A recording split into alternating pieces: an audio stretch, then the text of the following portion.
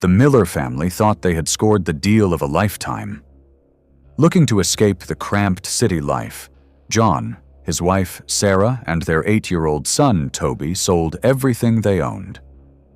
In a rush to find their forever home, they bought a massive, secluded Victorian mansion nestled deep in the dense woods of Oregon. It was known simply as the Old House. The price was suspiciously low, but the Millers ignored the red flags. The moment they stepped across the threshold, a suffocating chill hit them. The air tasted stale, heavy with the scent of old dust and rotting wood. But beneath that, there was something else. The faint, metallic smell of copper, of blood. The house didn't take long to wake up. By the first night, the silence of the woods was broken by the house itself. Sarah would wake up at exactly 3:15 a.m. to the sound of heavy, dragging footsteps right outside their bedroom door. When she checked, the hallway was always empty. Then came Toby's terrors. He began talking to the bedroom walls, claiming a shifting silhouette inside the drywall kept whispering, "This is my house. Leave or bleed." John dismissed it as moving anxiety. But the suspense escalated.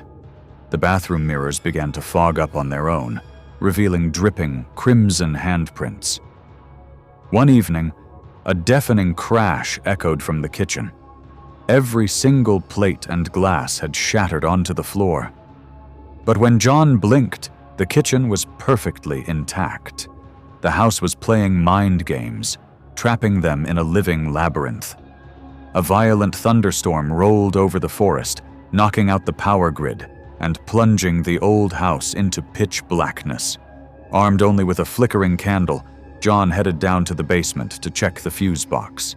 10 minutes passed, then 20. The air grew freezing cold. Suddenly, a blood-curdling shriek cut through the dark. It was Toby from the second floor. Sarah sprinted up, only to find Toby's bedroom door violently slammed and locked from the inside. She pounded on the wood, screaming his name. That's when she heard it. Coming from the basement stairs was a wet, choking sound. It sounded like John, but the voice was distorted, demonic, and deep. Sarah ran down to the basement. The heavy wooden door creaked open on its own. In the weak glow of her flashlight, she saw John. He was suspended 5 feet in the air, held by an invisible, suffocating grip around his throat. His eyes were wide with pure, unadulterated terror. Before Sarah could even scream, the invisible entity violently snapped John's neck with a sickening crack. His lifeless body thudded to the concrete. The entity was ruthless. Sarah's vision went black as she collapsed in shock. The next morning, the nightmare was real. John was gone, and the entity was no longer hiding. The walls bled, and John's disembodied voice echoed through the vents, begging them to join him. Desperate and terrified for Toby's life, Sarah drove to the local parish and begged Father Thomas for help.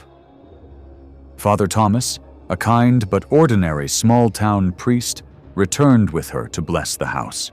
He held his silver crucifix high, splashing holy water and chanting prayers. But this entity was ancient and immensely powerful. The moment the Latin prayers echoed, the windows shattered inward. A localized hurricane whipped through the living room.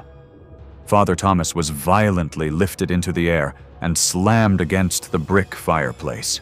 His crucifix snapped in half. Before Sarah's horrified eyes, the unseen force crushed the priest's throat. He fell dead instantly. Sarah and Toby were trapped. The house wouldn't let them leave. The doors were sealed shut by an unseen force. Hiding in the mansion's decaying library, Sarah noticed a loose floorboard in the corner. Beneath it lay a dust-covered, leather-bound journal from the 1800s. It belonged to the original owner, a sinister occultist who had performed horrific rituals to attain immortality, becoming a demonic entity tied to the property. But the final pages offered a shred of hope. It revealed the entity's weakness. It couldn't be banished by ordinary faith. It required a high-ranking Vatican-trained exorcist who knew the specific, ancient rites of binding. Sarah managed to get a distress call out to Father Gabriel, a legendary, battle-hardened Vatican exorcist known for dealing with high-level demonic infestations. When Father Gabriel arrived at midnight, the house unleashed hell. The floorboards buckled, the walls groaned, and a massive, towering mass of pure darkness materialized in the hallway, howling with the sound of 1,000 tortured souls. Sarah and Toby shielded each other in the corner. Father Gabriel stood his ground, pulling out an ancient relic and shouting the Latin incantations from the journal. The demon retaliated, slashing the priest's flesh through the air, but Gabriel refused to break his chant.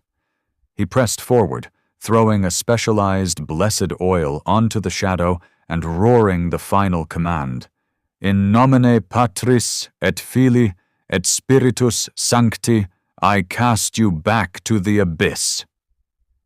A blinding flash of light consumed the room, accompanied by a shriek so loud it shook the foundation of the house. The shadow burst into black flames and was violently sucked down into the floorboards, sealing the portal forever. As the morning sun broke through the trees, the heavy weight lifted. The old house was quiet. Sarah gripped Toby tightly. They had lost John, but thanks to the powerful exorcist, they were walking out of that house alive. The old house was finally just an empty shell,